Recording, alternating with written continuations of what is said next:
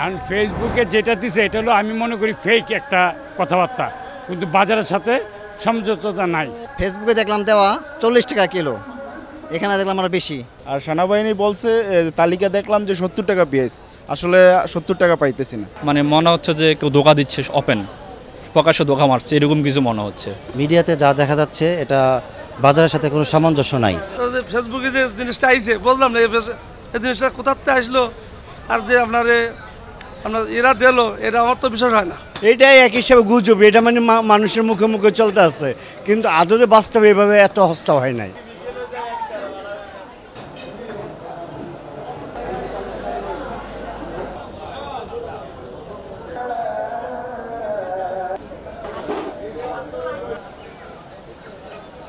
সেনাবাহিনীর নির্ধারিত দর বলে একটি তালিকা ছড়িয়ে পড়েছে সামাজিক যোগাযোগ মাধ্যমে, যেখানে আলু 40 টাকা, পেঁয়াজ 70 টাকা, ব্রয়লার মুরগি 140, গরু 650 এবং খাসির দাম নির্ধারণ করা হয়েছে 850 টাকা। এই তালিকা বিশ্বাস করে বাজার করতে এসে অনেকেই হতাশ হয়ে বাড়ি ফিরছেন, কেননা বাজারের সাথে তাদের যেই সামাজিক যোগাযোগ মাধ্যমে দেখা বাজারের তালিকার কোনো মিল খুঁজে পাচ্ছেন না তারা। আমরা এখন তাদের সাথে কথা বলবো। আলুর দাম বাড়তি আছে, এখনও 60 টাকা কেজি হিসাবে। চিচিঙ্গা, পটল, ঝিঙ্গা এইসব একটু দাম কমছে 30 টাকা কেজি।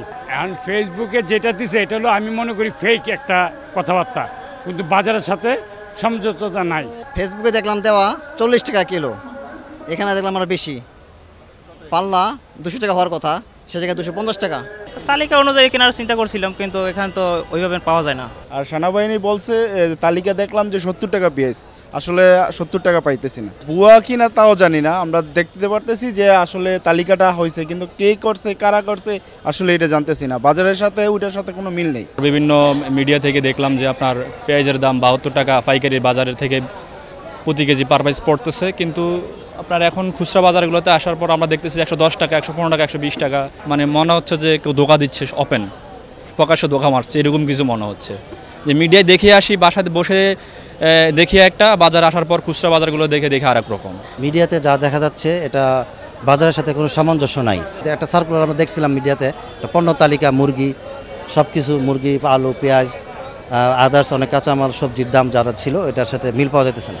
আলু কিনে আসছে আমাদের 50-52 টাকা।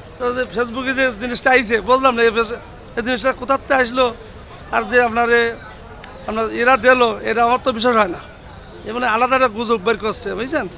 গুজব বের করি এরা যে আগে যারা বদনামের একটা চেষ্টা ছিল নাকি, ওই রকম একটা ধান্দা মতন কিছু হইব। ব্রয়লার মুরগি 150 টাকা কিনে হয়েছে আমাদের 40 টাকা, বিক্রি করতেছি 50 টাকা, 10 টাকা লাভে। পাকিস্তানি মুরগি হয়েছে 10 টাকা কিনে 230 করে বেচতেছি, ভাই 10-20 টাকা লাভ করতে হবে আমরা। কিন্তু ছাত্রগুলো লাগে দামটা কমতেছে, এরা পাইকারিতে ধরতেছে, আমরা দাম কমে আনতেছি, কমে বিক্রি করতেছি। ভাই ওটা পাইকারি হইলে হইতে পারে, পাইকারি 40 টাকা কিনে, আমি কিন্তু মিশে কথা বলতেছি, পাইকারি 40 টাকা কিনে আমরা বেচতেছি 50 টাকা, 10 টাকা লাভ করতে হবে ভাই। গাড়ি ভাড়া আছে, ভ্যান ভাড়া আছে, ভ্যান ভাড়া 1000 টাকা, 5 কাছে 1000 টাকা, বুঝছেন? আমাদের খরচ ইয়ে করতে হবে না, 10 টাকা করে লাভ করতেছে, ওটাতে 20 টাকা করে লাভ করতেছে। সেনাবাহিনীরা এটা রেজদান্ত হক্ষন্তরিম করে দেয় নাই, তারা চেষ্টা করতেছে। হাটে যদি কমাইতে পারে, খাদ্যর দাম কমাইতে পারলে গরুর দাম কমবে। এটাই এক হিসাবে গুজব, এটা মানে মানুষের মুখে মুখে চলতে আছে, কিন্তু আদতে বাস্তবে এভাবে এত হস্তা হয় নাই। আমরা তো কিনতে পারি না বাবা, না কিনতে পারলে আপনার বেসুম কেমনে? বাধ্য যদি বেশি চাপ দেয় তাহলে বন্ধ করে দিতে হবে ব্যবসা। গরু তো 750 টাকা বিক্রি হয়, আর আমাদের খাসি যেটা অরিজিনালটা 1100 টাকা, আর যে 2 নম্বর ওটা লেখা 950 টাকা। কিন্তু বর্তমান সরকারের দাম দিচ্ছে লোকে 800 টাকা রেট দিচ্ছে, কিন্তু আমরা তো 800 টাকা বিক্রি করতে পারি না। আমাদের হাটে তো কেনা পড়ে বেশি, কিন্তু দাম যদি কমে, আমাদের মোকাম থেকে কমলে আমরা এখানে কমাই বেচতে পারবো না। কখনো সম্ভব না, কিন্তু তাদের ইচ্ছে মতো তারা রেটটা বসাই দিচ্ছে। কিন্তু আগে মালের দাম যদি গোড়ার থেকে কমে, আমরাও এখানে কমে বেচতে পারবো। আর দাম যদি কমে, কাস্টমার কিনবে বেশি, আমাদের জন্য আরও ভালো। আমাদের তো কমে বেচতে কোনো সমস্যা নেই।